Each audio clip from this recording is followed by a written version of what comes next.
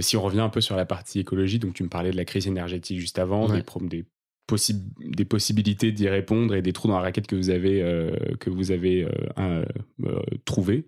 Qu'est-ce que c'est, comment on y fait face?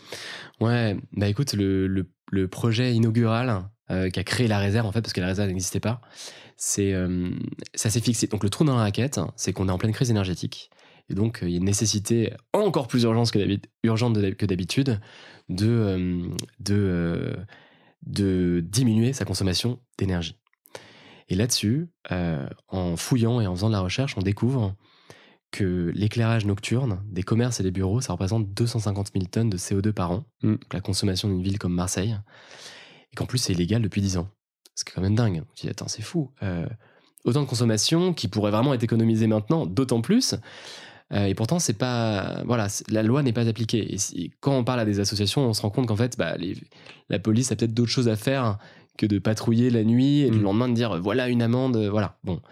Et du coup, on s'est posé la question s'il n'y avait pas un moyen d'apporter une réponse à ce problème.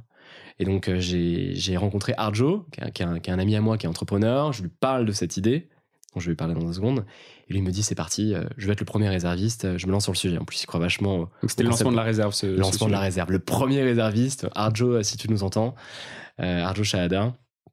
Et du coup, on s'y met, on commence à interviewer des commerces et des enseignes qui laissaient leur vitrine allumée, en demandant, mais pourquoi vous le faites? Est-ce que vous êtes conscient de la crise énergétique, etc. Et en fait, on découvre, donc certains disent, non mais vous avez raison, je vais éteindre la lumière. Donc on dit, attends, c'est dingue quand même. D'autres nous disent, de demander. Si j'ai demandé, tu vois. D'autres nous disent, bah moi, je suis complètement d'accord avec vous, mais en fait, mon boss, il s'en fout, c'est pas moi qui gère ça. Et il y en a même un qui nous dit, bah en vrai, si vous mettez un petit commentaire sur Google en demandant d'éteindre la lumière, moi je suis sûr que mon boss, il va le voir et puis il va s'engager à le faire. Et on dit, attends, c'est génial. En fait, si t'arrives à passer à l'échelle ce dialogue hyper bienveillant, et bah tu peux faire éteindre les vitrines. Et on l'a testé. Donc on a écrit des commentaires Google. Au début on mettait 1 étoile, machin, puis en fait on a réalisé qu'en fait en mettant 4 étoiles ça marchait aussi. Et en disant bonjour monsieur ou bonjour cher commerçant, commerçante, pouvez-vous éteindre la lumière la nuit? Vous savez, on est en pleine crise énergétique, on a besoin de faire des économies. Et en plus vous ferez aussi des économies de facture. Et ça marche. Et du coup on a créé lightsoft.fr. Donc lightsoft.fr, c'est ça, c'est un outil qui permet de sensibiliser des commerces à éteindre leur vitrine dès la fermeture. Donc pour diminuer éviter les coupures idéalement, mais en tout cas faire des économies d'énergie. Et donc tu as 3 moyens de le faire. Soit on te propose d'appeler le commerce en donnant un script téléphonique, soit on te propose de le faire sur Google Maps. Et dans ce cas, tu as un message préécrit que tu peux copier-coller. Ok, donc ça c'est n'importe quel réserviste qui va sur le truc, qui prend son téléphone et qui appelle. Et alors ça c'est le 3e. Donc celui-là c'est n'importe quel citoyen, n'importe quelle personne aujourd'hui peut utiliser Lightsoft. Et après il y a en effet les bénévoles peuvent le faire pour toi. Et donc là tu dis je vais pas le faire mais faites-le pour moi. Et donc nous on sait qu'on a une demande là-dessus. Donc soit on enverra un commentaire, soit on appellera nous-mêmes le commerce pour lui demander d'éteindre la lumière. Et donc voilà, ça c'est le premier projet de la réserve. Au début on était 2 avec Arjo, puis en fait au fur et à mesure t'as des réservistes qui sont venus. Il y en a un qui nous a, Alexandre Papin, qui a fait la back-end parce qu'en fait on savait pas le faire. Le mec se chauffe direct. Et puis il y en a un autre qui a fait un truc de dingue et à mourir de rire. C'est qu'en fait Google nous a spoté assez rapidement.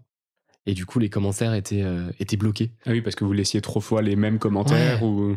Mais oui, on avait écrit 5 commentaires très polis et bienveillants, mais en fait à un moment Google je fais attends, je t'ai cramé. Et bim, du coup les commentaires étaient plus postés. Trop chiant. Et du coup Florian Touillat, donc un réserviste, arrive, attends, moi j'ai peut-être une idée, et il a utilisé GPT-3, c'est ChatGPT, pour générer une centaine sur la base d'un corpus de messages, générer une centaine de commentaires synonymes, quoi. Bah, parfait, ça marche, quoi. Parce que GPT-3, du coup, c'est l'intelligence artificielle qui écrit des messages quand on leur pose une question ou quand on a besoin d'une réponse précise. Et ça marche très très bien. Je vous propose d'aller voir mon dernier post LinkedIn avec GPT-3. J'ai demandé à GPT-3 comment est-ce qu'on faisait pour améliorer notre réponse à la crise climatique en France. Et il y avait 5 points. Je vous invite à aller les regarder. C'était particulièrement spot on. C'était très précis et très bien fait. Ah non, mais c'est complètement dingue. Ce qui est plus dur, c'est de trouver une utilité concrète, genre à ChatGPT, enfin un truc actionnable et pour avoir de l'impact, quoi. Donc nous on est assez content de l'avoir utilisé pour sensibiliser les commerces à éteindre les lumières. Et voilà, mais tout ça pour dire qu'en fait, ce projet, qui aujourd'hui, il y a 40 réservistes qui sont sur le projet et qui suivent et qui aident sur la com, qui font des actions Lights Off à Paris, notamment Jérôme, clin d'œil si tu m'entends. Bah voilà, le projet n'aurait pas existé sans eux.